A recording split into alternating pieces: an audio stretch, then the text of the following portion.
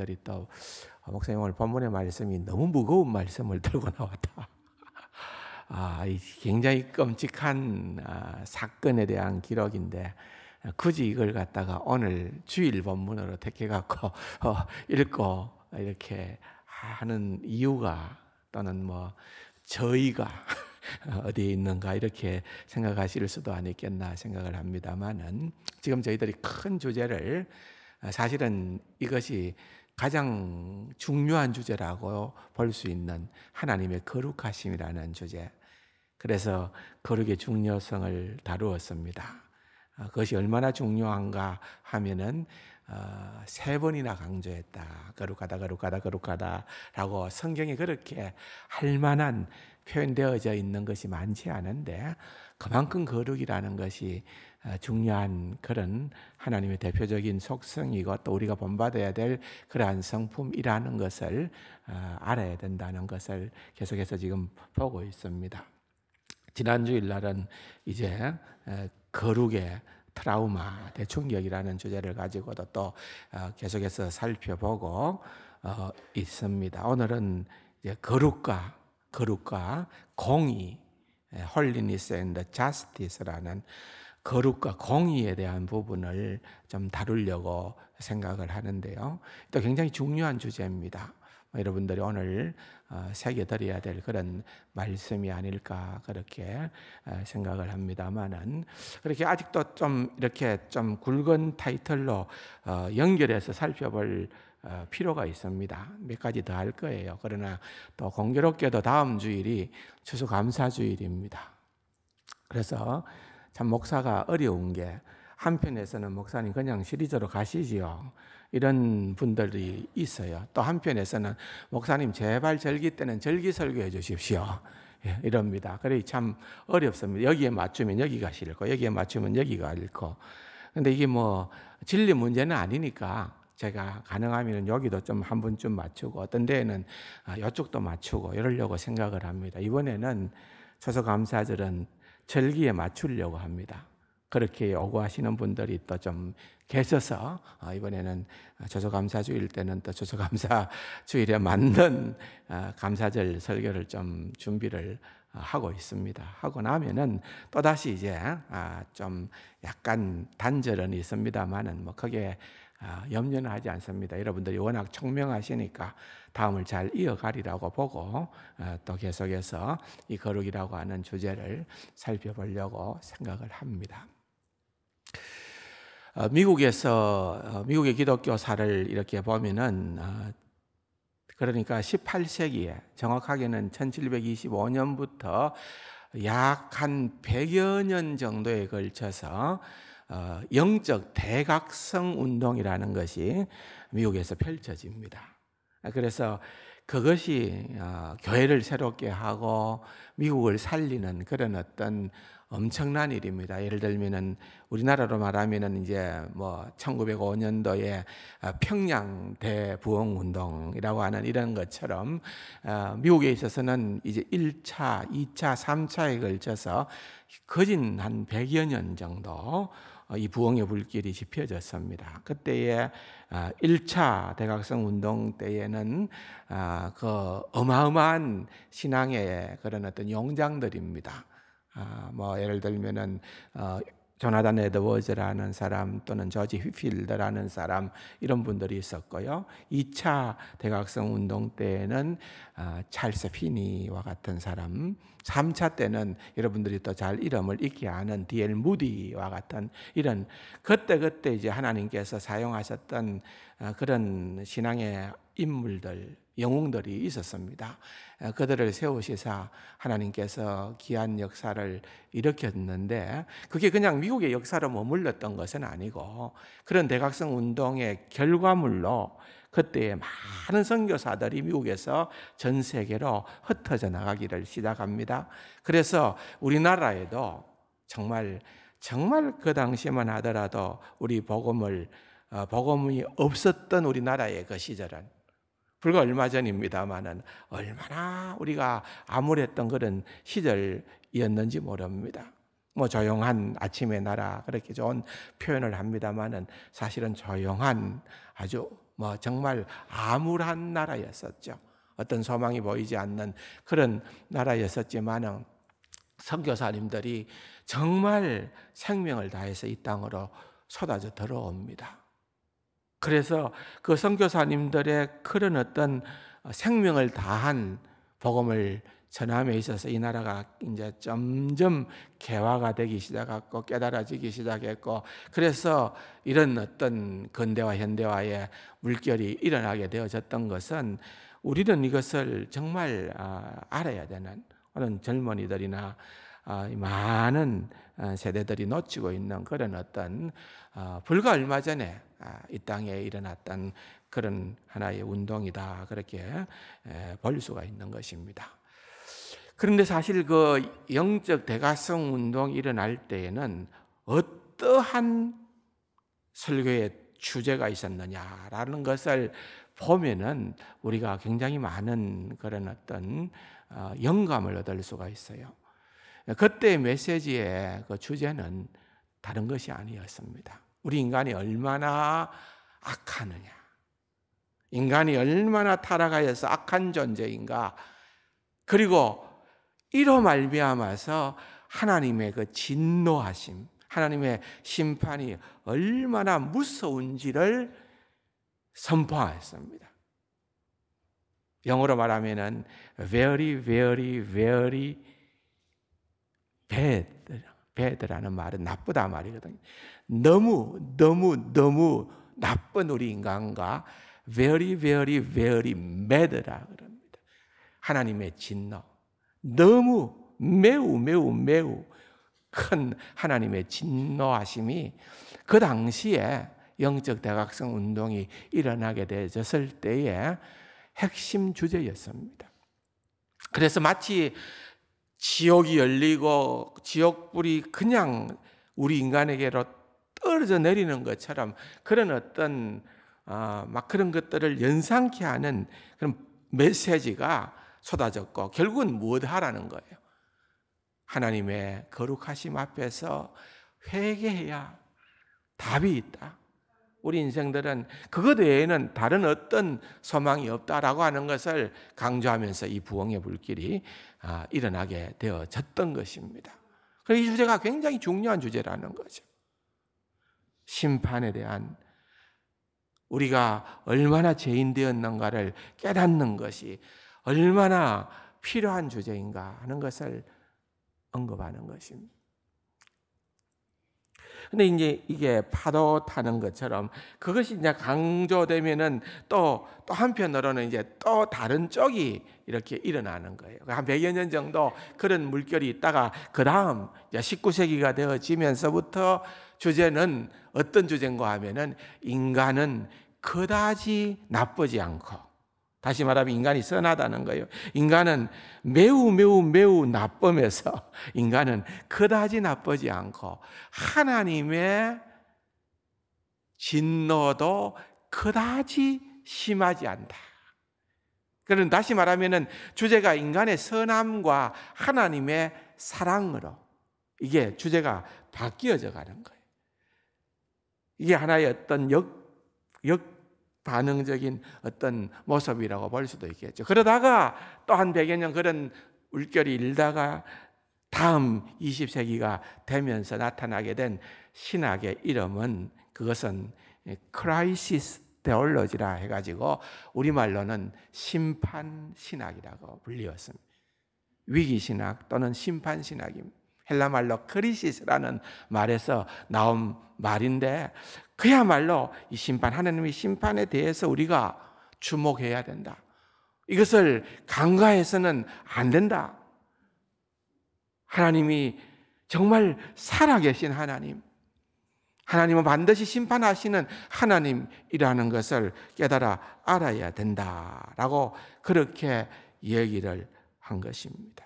그 당시에 신학자들은 이야기하기로 성경에서 말씀하는 하나님의 모습을 진지하게 정확하게 받아들이려고 한다면은 성경이 하나님의 진노에 대해 하시는 말씀을 다시 한번 심각하게 받아들여야 된다. 무슨 말입니까? 여러분이 성경에 하나님의 심판, 하나님의 진노에 대한 그런 특별한 곳에서의 특별한 기록들이 나오는데 그 대표적인 본문이 오늘 우리가 읽어본 본문이거든요. 이런 본문들을 우리가 싫어하는 거예요. 그냥 알아도 빨리 읽고 그냥 지나쳐 버리고 싶어 하는 거예요. 왜? 불편하니까. 우리가 그냥 알고 싶은 것, 우리가 듣고 싶은 것, 그냥 읽으면은 은혜가 되는 그런 말씀에 더 오랫동안 머물고 하나님의 진노하심과 하나님의 심판은 어이구 넘어가자 이런 마음들이 있다는 거예요. 우리 인간이 얼마나 고약한가 하면은 참 악해요. 인간이 여러분 선하다고 절대로 믿지 마십시오. 인간 악합니다. 자꾸만 그런 쪽으로 머리를 돌리는 거예요. 하나님이 진노를 표출하고 있는 것이 성경에 나오니까 그것을 부인할 수는 없어요. 이게 나온다 이거예요. 하나님의 진노가 표출되어진 것이 나오는데 그것은 우리가 믿기로는 적어도 우리의 믿음으로는 이것은 하나님께서는 결코 불의하신 하나님이 아니다. 어렵지 않은 하나님이 아니고 하나님의 심판, 하나님의 진노는 정당하다는 거예요. 하나님의 진노와 하나님의 그 모든 심판은 정당하다. 그런데 사람들은 어떤 식으로 이것을 왜곡시키는가 하면은 하나님 원래 그런 분 아니야. 하나님은 사랑의 하나님이니까 결코 그럴 수 없어. 그런 심판이 없는 것은 아니라 있는 것은 하나님의 속성 가운데에서 비롯되어지는 것이 아니라 그것은 하나님의 잘못된 어떤 성향이 순간적으로 표출된 것이다. 원래 하나님은 그런 의도나 그런 마음은 전혀 없으신 분인데 하나님도 때로는 완전하지 못하다는 거예요.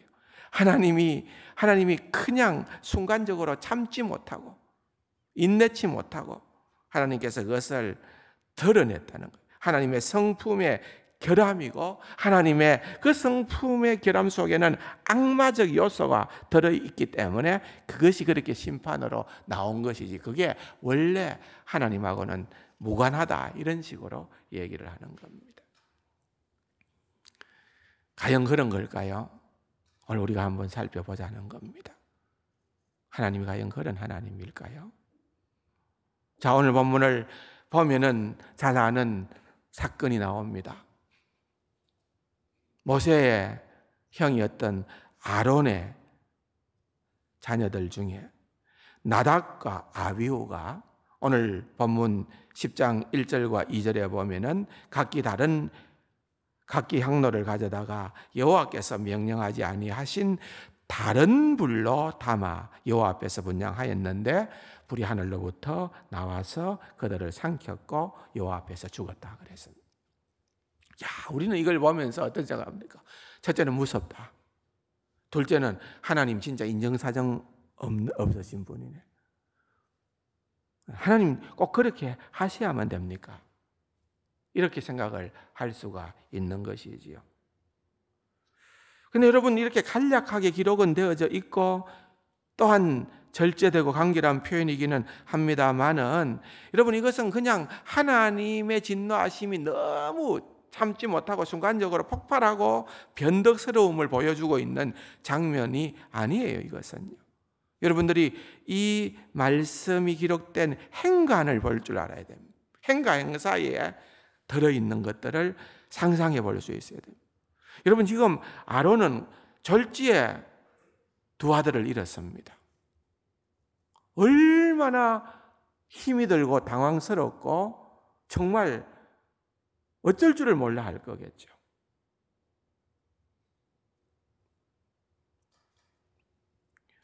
근데 이런 일들이 일어날 때에 아론이 생각할 수 있는 하나님은 어떤 하나님인가요? 여러분, 아론은 우리가 아는 것처럼 대제사장이셨습니다.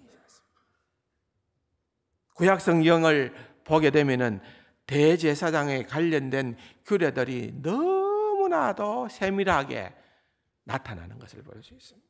제사는 이런 식으로 해야 된다. 반드시 이렇게 해야 된다. 또 제사장에 입는 옷도 범상치가 않습니다.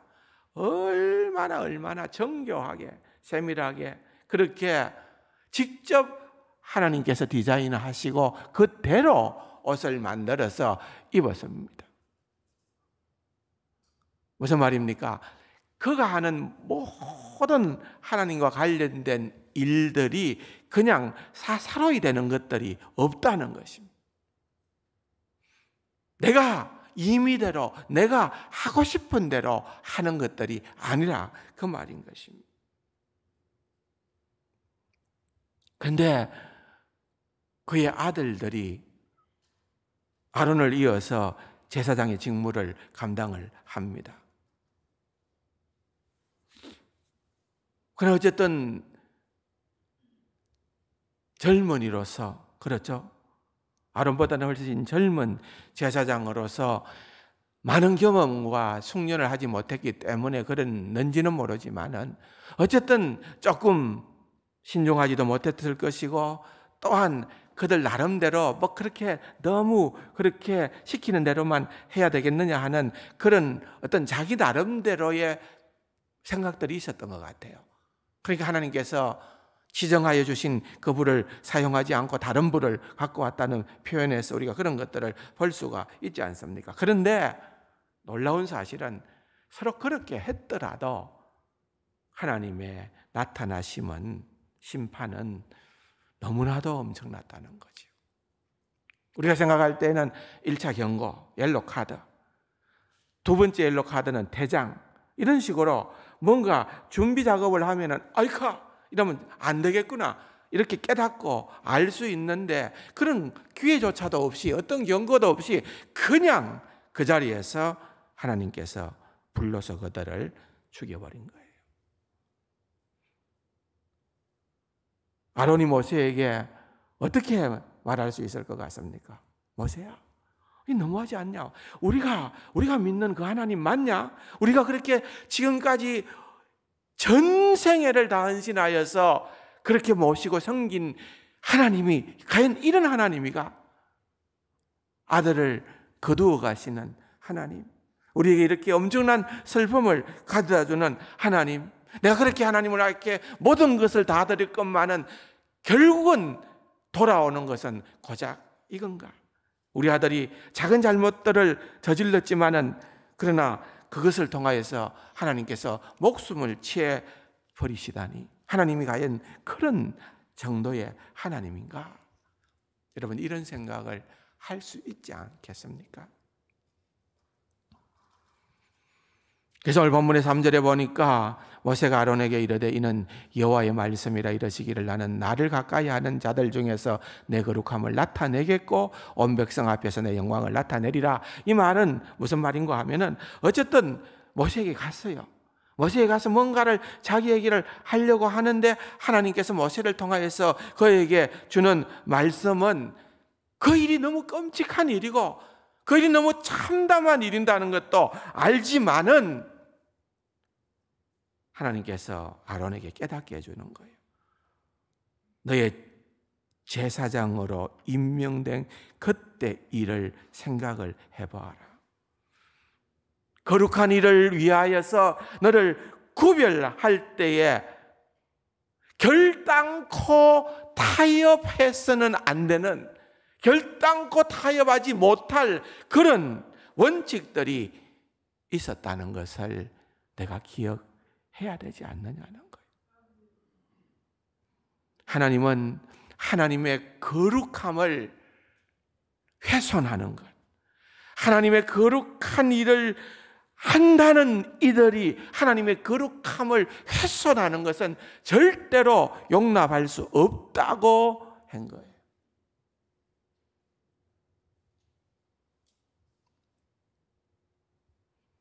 그런 메시지가 분명히 들어있을 거예요. 결국은 오늘 본문에 모세를 통하여 하나님께서 하신 그 말에 대한 아론의 반응은 아론이 3절 하반부에 보면은 잠잠하니 그랬어요. 아무런 말을 못했다 그 말입니다. 아무런 항변을, 어떤 불평을 하지 못했다는 거예요. 왜? 하나님께서 엄히 명하신 것이에요. 하나님께서 결단코 타협하지 않도록 그렇게 명하신 그 일 때문에 이와 같은 일이 일어났다는 거예요. 결국 뭘까요? 하나님을 하나님 되게 섬겨야 되는 거예요. 내 생각대로, 내 방식대로가 아니라는 거예요. 신앙생활은 언제나 하나님 중심인 거예요.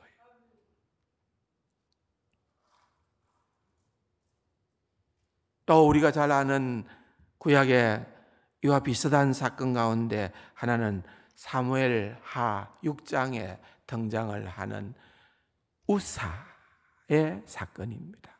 여러분 우사 아시죠? 이 사건의 배경을 조금만 설명을 하자면은 일찍이 엘리 제사장의 아들들이 블레셋과의 이스라엘 전쟁터에 나아가서 참 죽임을 당하고 참 전쟁에 큰 패배를 경험을 합니다.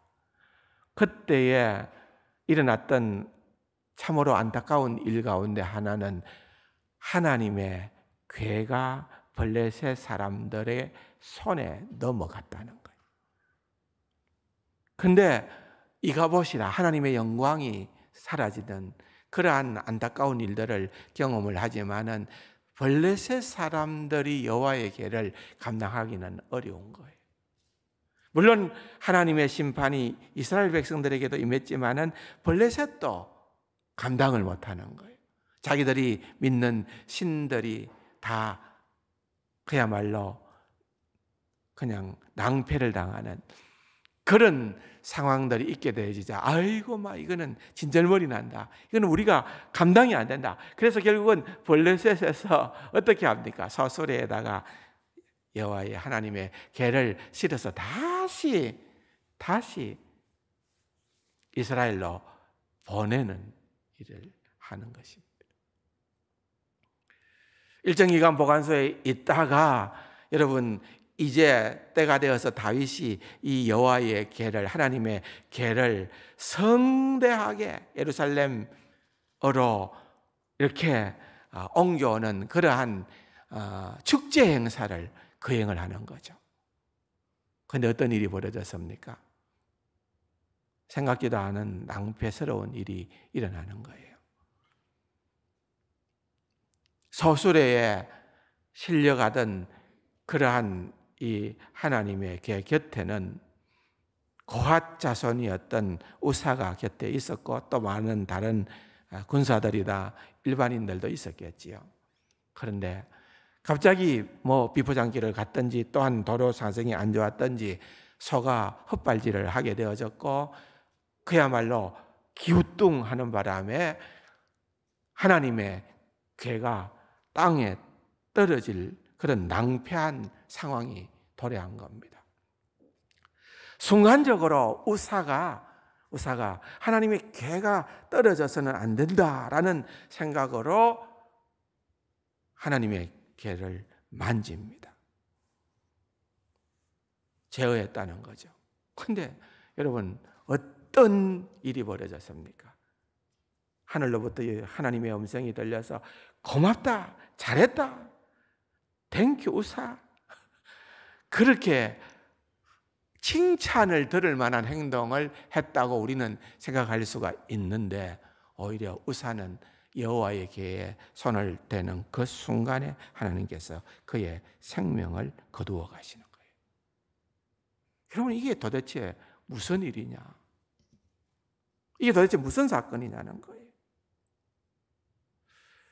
그래서 이런 도무지 우리의 상식이나 머리로는 잘 이해가 안 되기 때문에 자꾸만 자유주의 신학자들은 그것을 합리화시킵니다.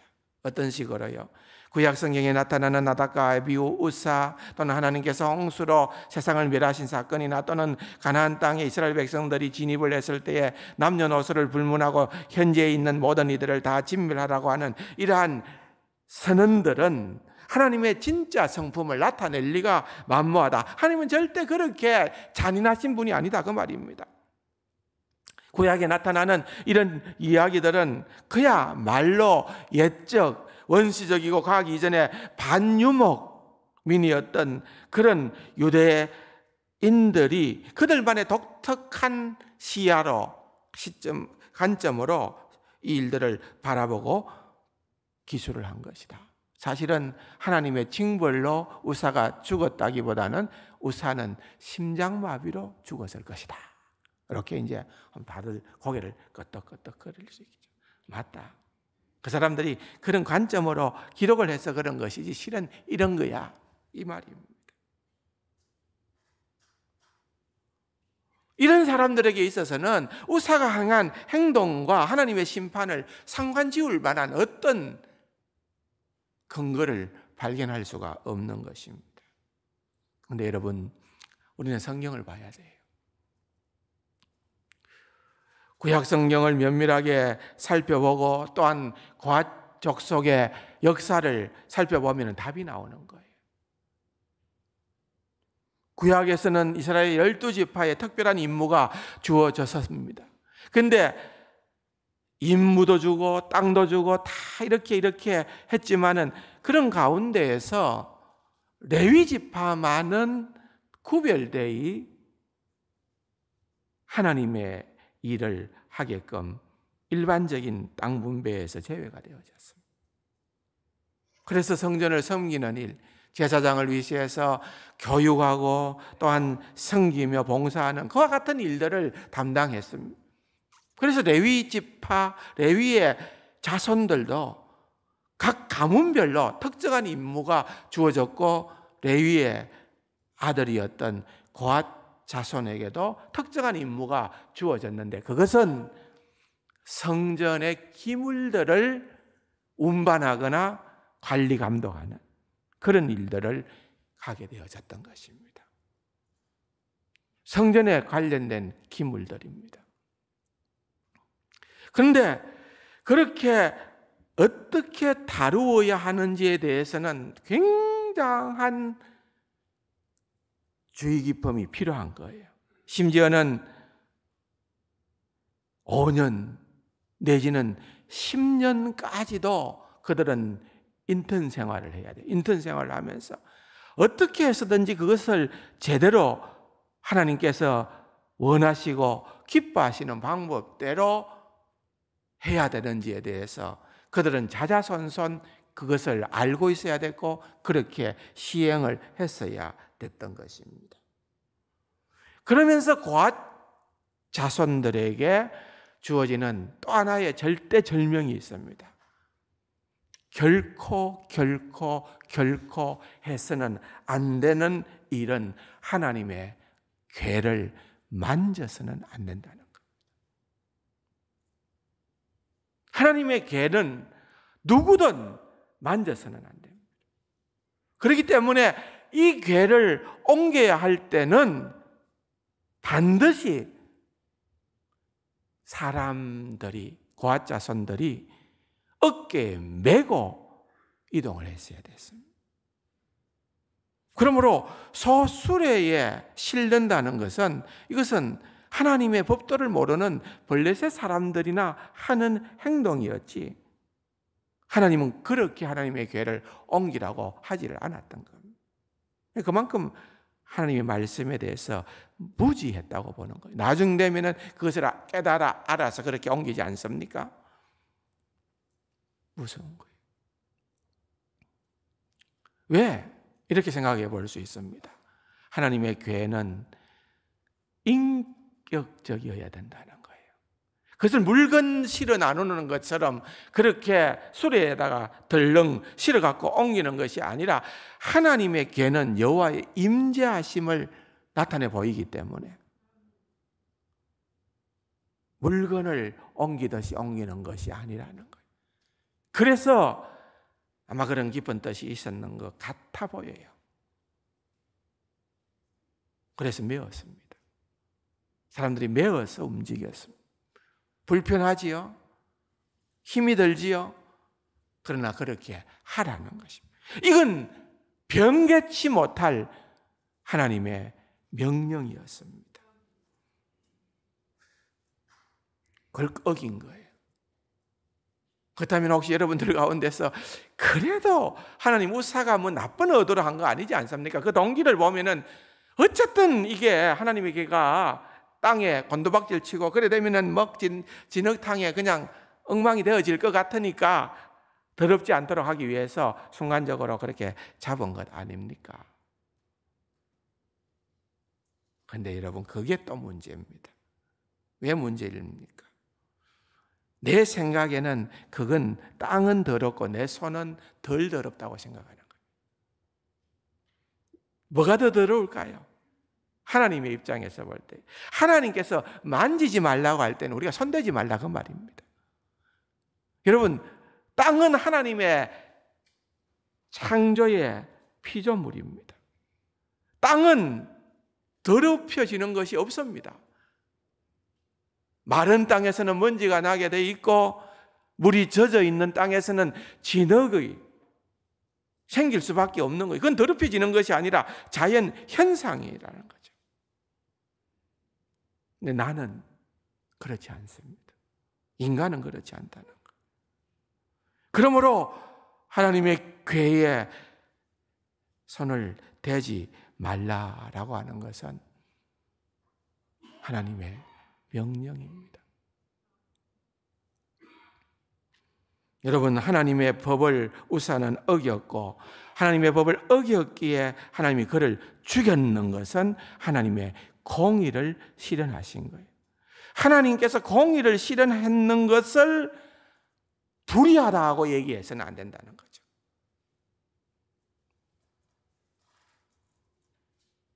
굉장히 잔인한 형벌 같아 보이지요. 사실 그렇습니다. 모세오경에도 보면은요, 이상하게도 여러분들이 모세오경을 읽어보면은 살인죄에 해당되어지는 것이 되게 많아요. 30개가 넘게 나와요. 이렇게 하면은 살인한다, 고의적인 살인, 동성애, 간음, 또는 심지어는 뭐 어떤 아이가 제멋대로 부모를 해방하면은 아이가 부모를 해방하면은 사형에 처할 수도 있고요. 예. 또 이스라엘 백성들이 점을 치면은 사형에 처할 수도 있다. 점 쳐보신 분들 없습니까? 예수 믿는다 하면서 점집에 들락이는 사람들, 용한 사람 있다고 들락이는 사람들이 있다더라고요. 위험한 일 하는 겁니다. 보세요. 근데 이제 이런 것들이 막 사형제에 해당된다고 얘기를 하니까 또 고약한 이들은 어떻게 얘기합니까? 하나님을 향해서 삿대질하는 거예요. 하나님은 잔인한 하나님이다. 하나님은 피를 좋아하는 하나님이다. 하나님은 정말 이렇게 할 수밖에 없느냐? 아니면은 이건 하나님 말씀이 아니다. 유대인들이 그렇게 만들어 놓은 것이지. 하나님은 하나님의 자비에, 하나님의 긍휼에, 하나님의 사랑에 견주어 볼 때에 그렇게 하실 리가 만무하다. 여러분, 그렇게 하나님을 자기 마음대로 재단한다는 겁니다. 여러분, 절대로 그렇게 해서는 안 됩니다. 우리는 말씀대로입니다. 한번 따라할까요? 말씀대로, 무조건 말씀대로입니다. 이건 양보가 없습니다. 이거 양보하면 어떤 일이 일어나는지 초대교회사를 보면은 이단 중에 말시온이라는 사람이 말시온이라는 이단이 있는데 그것은 이제 극단적 그 이분법을 주장합니다. 이 사람이 주장했던 것 가운데 하나는 뭐 여러 가지가 있지만은 그 가운데 하나는 영은 선하고 우리의 영은 선하고 우리의 육은 악하다. 이게 분리시켜 버리는 거예요. 그래서 육이 악하다 하니까 하나님께서 구약의 하나님은 세상을 창조하셨고 우리를 흙으로부터 우리를 육을 만들었잖아요. 우리를 만들었으니까 하나님은 악을 창조하신 분이다. 이렇게. 구약의 하나님은 악을 창조하신 이다. 그는 신약의 예수 그리스도를 최고로 치웁니다. 우리가 알듯이 예수님도 육을 입고 이 땅에 오셨잖아요. 그 어떻게 해석하느냐? 가현설이다.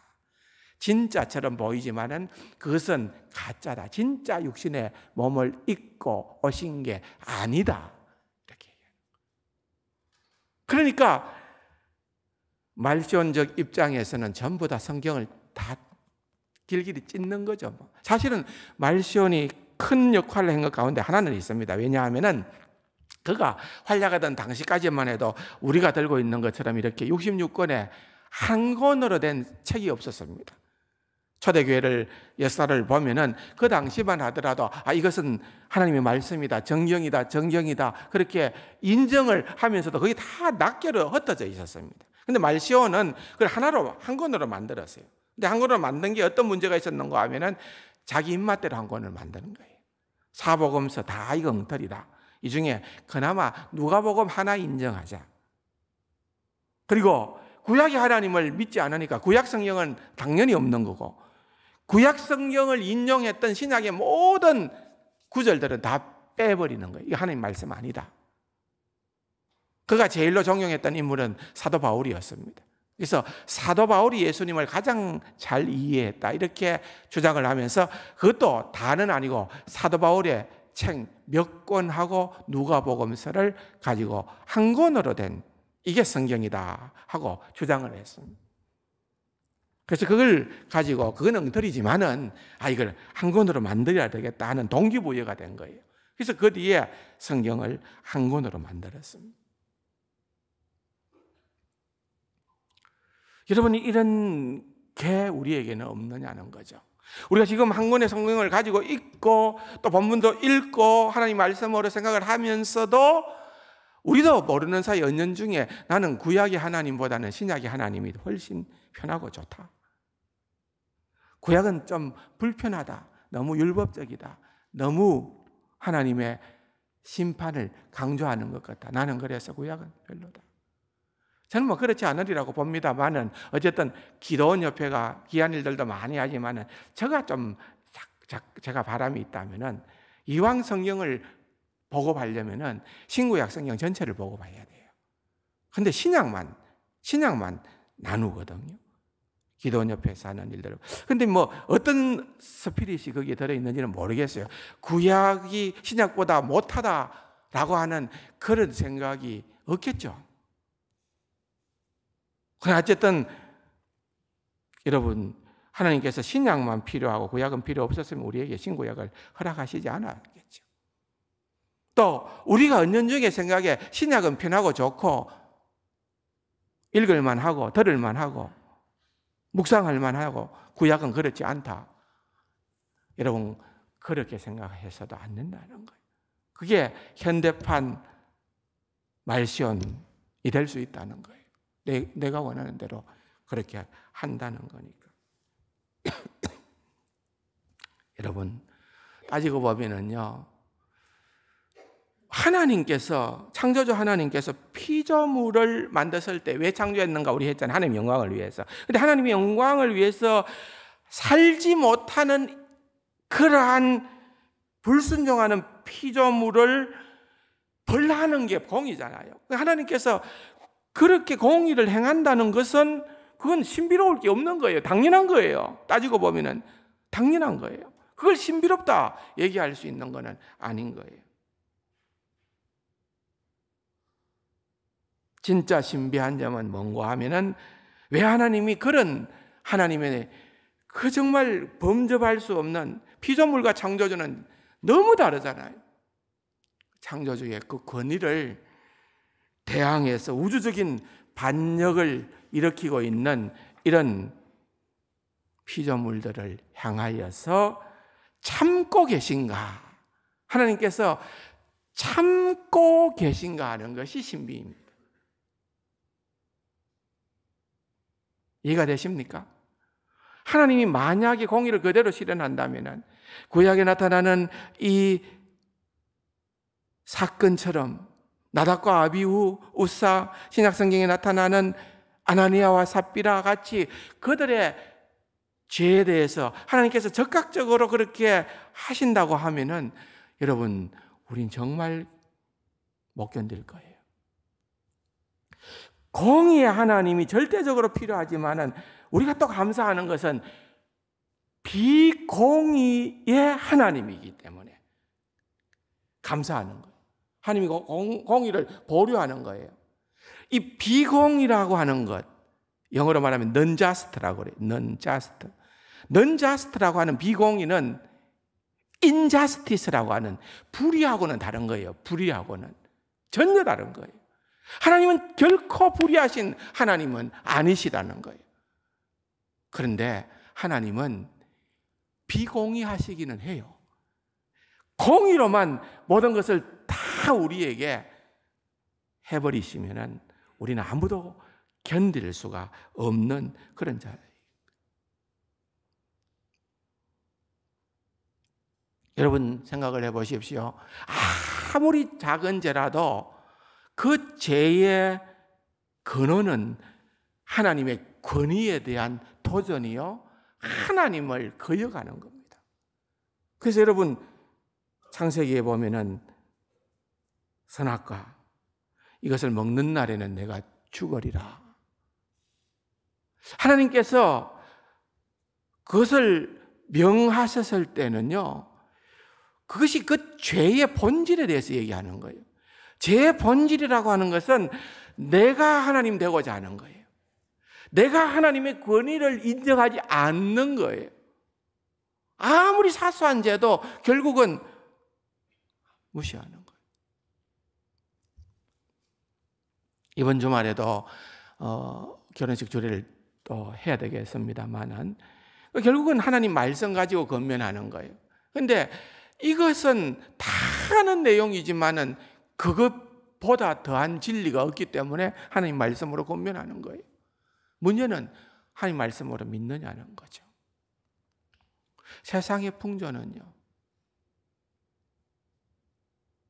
여러분 들어보셨습니까? 혹시라도 들어보셨습니까? 설거지론 아세요? 아시는 분도 있고 모르시는 분도 있을 거예요. 설거지론과 풍풍남 한번 검색해 보세요. 저도 최근에 들었어요. 저도 뭐 그렇게 시사에 민감하지 못했기 때문에. 근데 그게 많지는 않지만은 지금 젊은이들 가운데에서 최고 이슈입니다. 설거지론.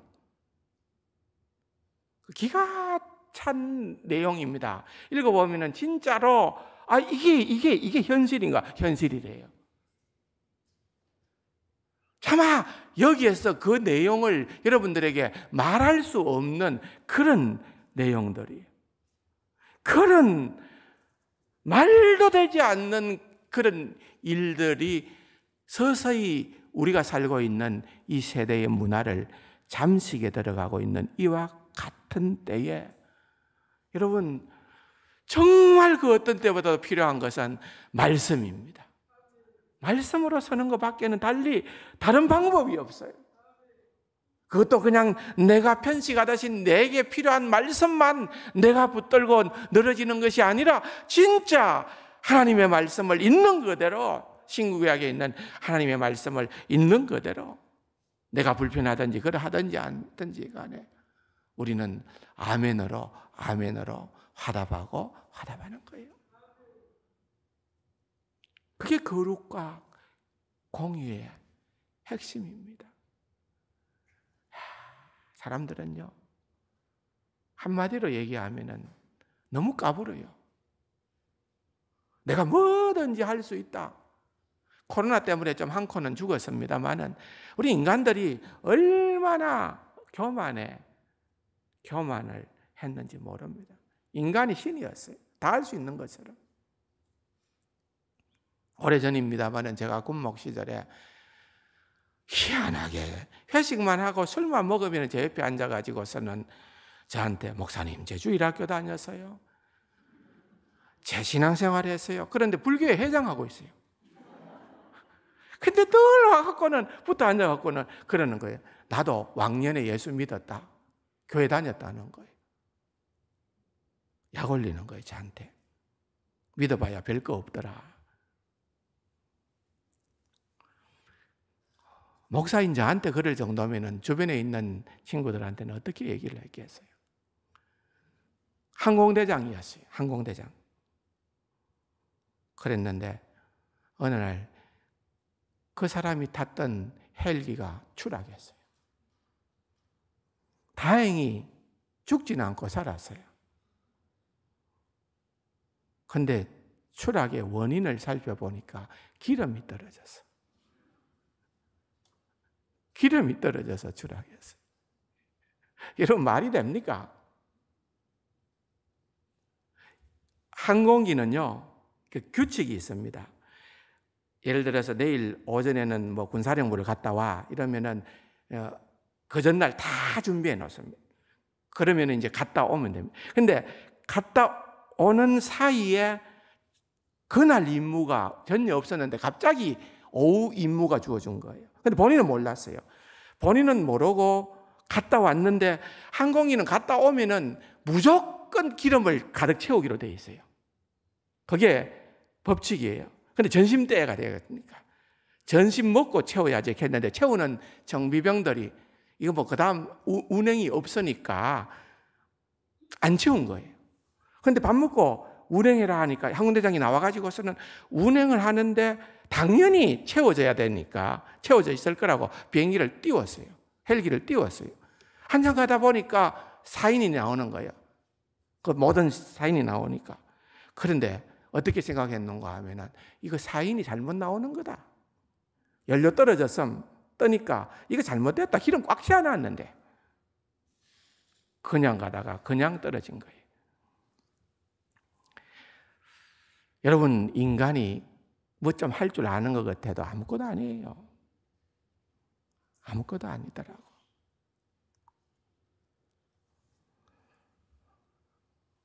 정말 지혜로운 듯이 큰 소리 치고 그렇지만은 때로는 보면은 뭐 눈에 보이지 않는 하나님 믿느니 내 주먹을 믿어라. 하나님이 진짜 살아계시면 오늘 밤에 하늘로부터 막 그냥 벼락이 쳐서 내 한번 때려봐라. 별의별 얘기들도 많죠. 여러분. 하나님께서 왜 그렇게 가만히 계실까? 한 가지 이유죠. 회개토록 참으시는 하나님이십니다. 공의로운 하나님께서 참으시는 이유는, 비공의하신 이유는 우리가 회개하고 주님께 돌아오도록, 세상 사람들이 회개하고 주께 나오도록 하기 위해서입니다. 하나님이 거룩하지 않으신 분이 아니시고 하나님께서 심판하시지 않으신 분이 아니시고, 그럼에도 불구하고 하나님께서 우리에게 은혜를 베풀어 주실 때에는 거기에는 깊은 의미가 있다. 이 점을 우리가 기억을 하면서 겸손하게 하나님 앞에 서게 되는, 나아가는 사랑하는 우리 세간 가족들이 될 수 있기를 주님의 이름으로 축원합니다. 좋으신 아버지 하나님, 오늘도 우리에게 주신 이 준엄한 말씀 앞에서 하나님의 살아계심, 또 하나님의 그런 공의로우심을 저희들이 기억하고 또 하나님의 은혜에 사모하는 마음으로 나아가는 귀하고 복된 우리 세간 가족들 되게 하여 주옵소서. 예수님의 이름으로 감사기도 드립니다. 아멘.